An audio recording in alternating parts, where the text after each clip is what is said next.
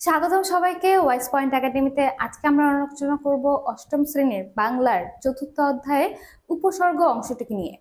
গত ক্লাসে আমরা সমাস নিয়ে বিস্তারিত আলোচনা করেছিলাম। সমাস নিয়ে যে ছকটি রয়েছে তার সমাধান আপনাদেরকে দেখিয়েছিলাম। আজকে আমরা কথা বলবো উপসর্গ নিয়ে, যেটা কিনা সমাসের মতোই শব্দ গঠনের একটি প্রক্রিয়া। উপসর্গটা তাহলে আসলে কি, কাকে বলে? উপসর্গটা হচ্ছে সমাসের মতোই, সমাসকে যেরকম ভাঙলে দুটো অংশ পাওয়া যায়, উপসর্গকেও ভাঙলে দুটো অংশ পাওয়া যায়। বই কি লেখা আছে একবার দেখিনি।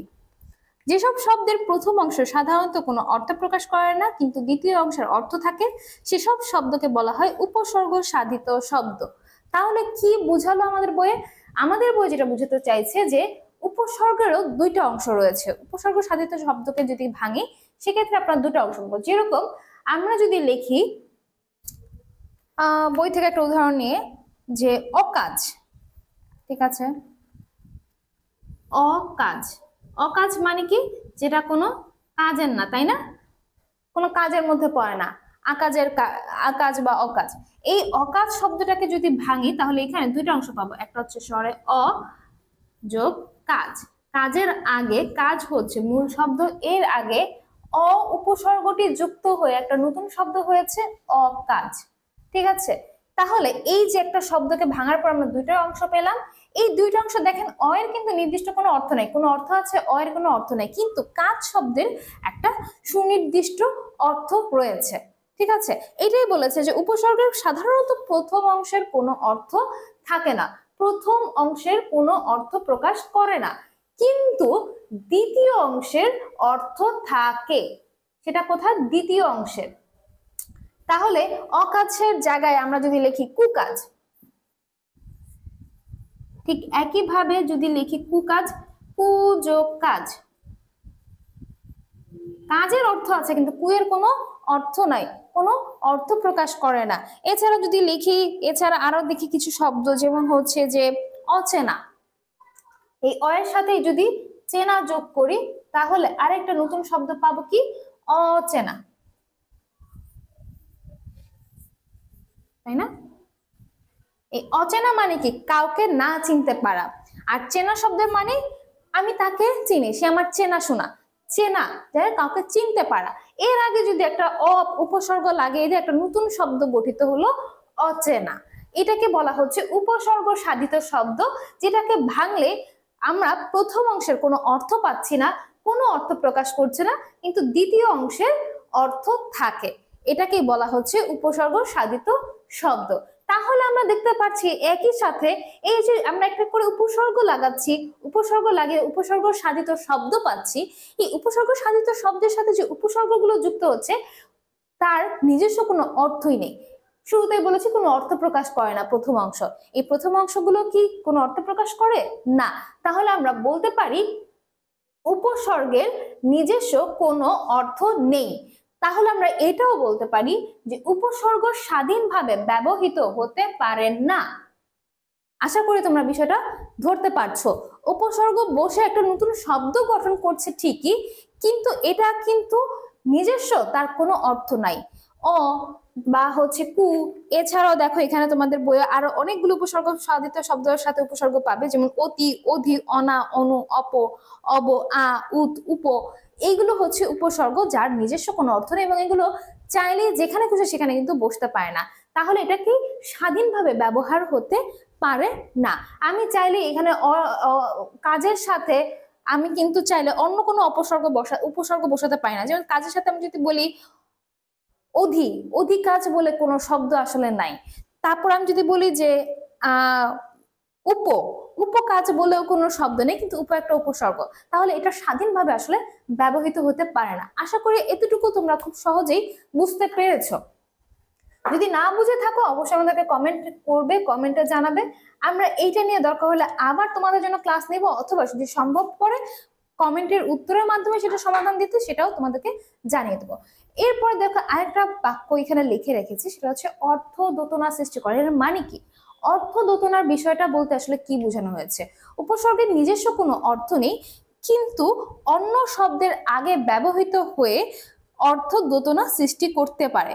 যেমন দেখো, দান শব্দের পূর্বে বিভিন্ন উপসর্গের অনেকগুলো অর্থদ্যোতক শব্দ গঠিত হয়েছে। আচ্ছা, দান মানে আমরা জানি কাউকে কোনো কিছু দেওয়া, তাই না?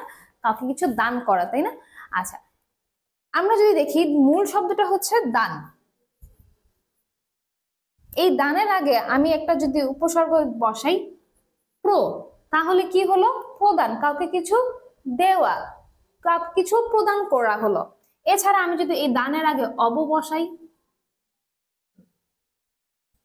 অবদান, তোমার আমি আমার কাজে কি অবদান পেয়েছি, আমরা বলি না এই কাজের অবদান স্বরূপ তুমি আমাকে এই দিলে। অবদান মানে কি? কোনো কিছুর বিনিময়ে কিছু পাওয়া। এই অব একটা উপসর্গ, প্রো একটা উপসর্গ, জাস্ট দানের আগে বসেছে। এছাড়া দেখেন এই দানের আগে যদি আমি প্রতি বসাই, প্রতিদান, তাহলে এই যে অবদান, প্রদান, প্রতিদান, তোমার আমার এই কাজের প্রতিদানে তুমি আমাকে এই দিলে। আমরা বলি না কোন একটা কাজের প্রতিদান মানে কি? কোন একটা কাজ করেছি, তার উপহার স্বরূপ বা তার বিকল্পতে কি পেয়েছি সেটাকে বলা হচ্ছে প্রতিদান। তাহলে দেখেন দান হচ্ছে একটা শব্দ যার নির্দিষ্ট অর্থ আছে, তার আগে প্রো, অব, প্রতি। এই যে প্রো, অব, প্রতি, এইগুলো কি নতুন নতুন উপসর্গ বসে নতুন নতুন শব্দ গঠন করছে। প্রদান আর প্রতিদান এক এক না, অবদান প্রতিদান এক না, তাই না?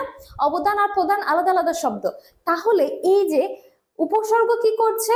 নিজস্ব তার অর্থ নেই, কিন্তু একটা শব্দের আগে বসে নতুন নতুন শব্দ তৈরি করছে, নতুন নতুন শব্দের সৃষ্টি করছে।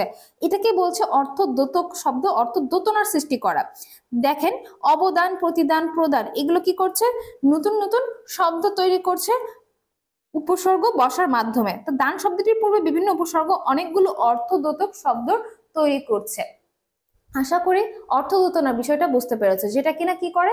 নতুন অর্থদ্যোতক মানে হচ্ছে বিভিন্ন অর্থের, আলাদা আলাদা অর্থের শব্দ তৈরি করছে উপসর্গ। এটাই বলেছে যে তার নিজস্ব কোনো অর্থ নেই, কিন্তু আরেকটা অর্থপূর্ণ শব্দের আগে বসে নতুন নতুন শব্দ তৈরি করছে।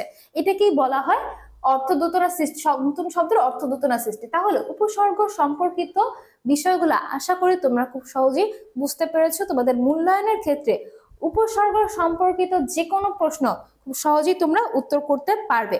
তোমাদের সুবিধার জন্য দেখো বইয়ের পৃষ্ঠা নম্বর ৭৯ আর ৮০-তে অনেকগুলো উপসর্গ দেওয়া আছে, তাই না? কাজ এবং এই যে অর্থদ্যোতনা সৃষ্টি করছে কিভাবে, এর অর্থ কি বোঝানো হচ্ছে ৩ নম্বর কলমে সেটাও কিন্তু বুঝিয়ে দেওয়া আছে, তাই না? এখানে অনেকগুলো উপসর্গ রয়েছে, তোমরা এগুলো যদি একবার করে পড়ো তাহলে খুব ভালোভাবে বুঝতে পারবে যে এগুলো কিভাবে আসলে কাজ করছে। এছাড়া উপসর্গ যোগে শব্দ গঠন করি তোমাদের ৮০, ৮১, ৮২ পৃষ্ঠার যে ছকটা রয়েছে, এই ছকে তোমরা নতুন নতুন শব্দ বসিয়ে উপসর্গের সাথে, এই উপসর্গের যেগুলো রয়েছে এখানে নতুন শব্দ বসিয়ে উপসর্গ সাধিত শব্দ তৈরি করবে। এটাও কিন্তু খুব মজার ছলে, তোমরা বন্ধু বান্ধবের সাথে আলোচনা করে খুব সহজেই এটা পূরণ করতে পারবে ছকটা। এছাড়া তোমরা চেষ্টা করার পাশাপাশি ওয়াইস পয়েন্টের এই ইউটিউব চ্যানেল থেকেও এটার সমাধানের ছক আগামী ক্লাসে পেয়ে যাবে। তো তার আগে বলবো অবশ্যই তোমরা নিজেরা বন্ধুদের সাথে আলোচনা করে এটা সমাধানের চেষ্টা করো। মজার ছলে কিন্তু খুব সহজে এটা তোমরা ছকটা পূরণ করতে পারবে। এছাড়া ছকটা পূরণ করার পরে সঠিক হয়েছে কিনা সেটা তোমরা আমাদের ইউটিউবের ভিডিও থেকে সেটা মিলিয়ে নিতে পারো, ঠিক আছে? তাহলে আশা করি উপসর্গ কি, কিভাবে এটা কাজ করে, এই সম্পর্কিত যাবতীয় বিষয় তোমরা খুব ভালোভাবে মাথায় ঢুকাতে পেরেছো। তারপরেও যদি কোনো প্রশ্ন থাকে আমাদের কমেন্ট বক্সে জানাতে পারো, ওয়াইস পয়েন্টের অফিসিয়াল যে ফেসবুক পেজ রয়েছে সেখানে ইনবক্স করতে পারো, গ্রুপে পোস্ট করতে পারো। আমরা অবশ্যই তোমাদের সমাধানে দেওয়ার চেষ্টা করব। আজকে এই পর্যন্তই। আগামী ক্লাসে প্রত্যয় নিয়ে তোমাদের সাথে বিস্তারিত আলোচনা হবে। সবাই ভালো থাকবে, ধন্যবাদ।